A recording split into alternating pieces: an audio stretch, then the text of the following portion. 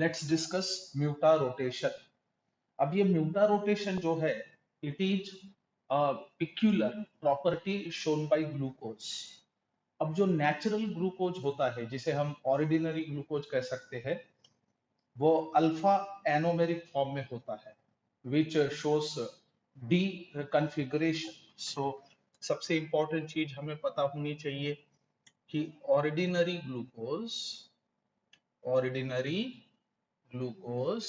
is having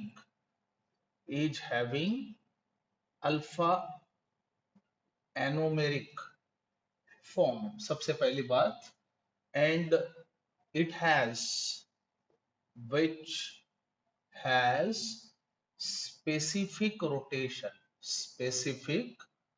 rotation of +111 degree. ये चीज होता है।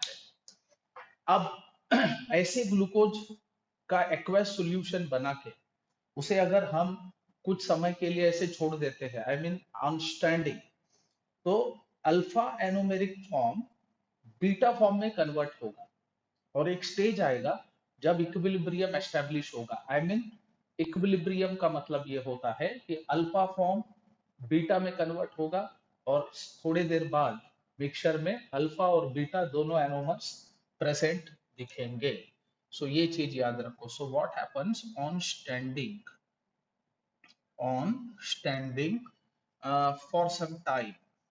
for some time alpha glucose changes to equilibrium mixture of alpha glucose, जिसमें approximately 36% होगा ये, एंड बीटा ग्लूकोज जो उसी का दूसरा एनोमर है, अप्रोक्सीमेटली 64% ये होगा। और एंड वो जो मिक्सचर हमारे पास आएगा, and mixture has specific rotation of +52.5 degree. ये चीज हमें समझना होगा। यानी प्लेन ऑर्डिनरी ग्लूकोज सॉल्यूशन जो हमने लिया, तो उसका स्पेसिफिक रोटेशन क्या था? +111 degree.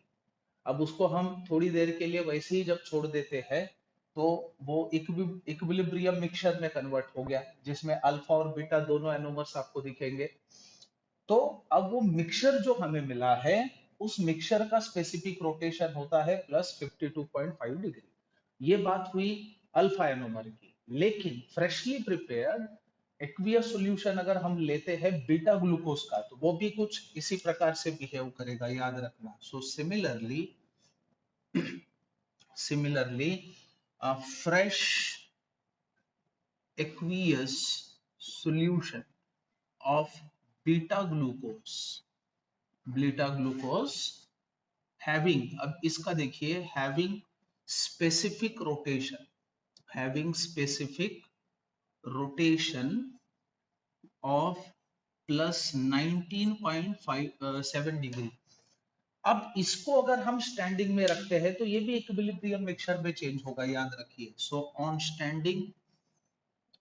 Standing changes to equilibrium mixture of what? Alpha and beta glucose। अब इसका स्पेसिफिक रोटेशन भी आपको इतना ही नजर आएगा, ये चीज हमें याद रखना होगा।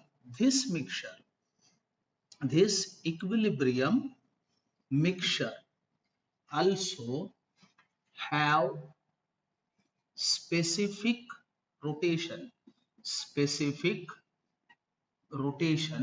of 52.5 डिग्री, याद रखना।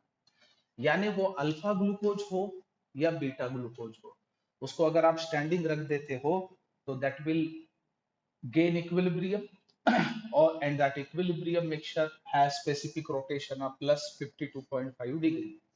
अब यहाँ पे आप देख सकते हो, इसका यानी अल्फा ग्लूकोज का +111 डिग्री था, बीटा ग्लूकोज का प्लस 19.7 डिग्री था, लेकिन एट इक्विलिब्रियम दोनों का स्पेसिफिक रोटेशन कितना हमें दिख रहा है, 52.5 डिग्री.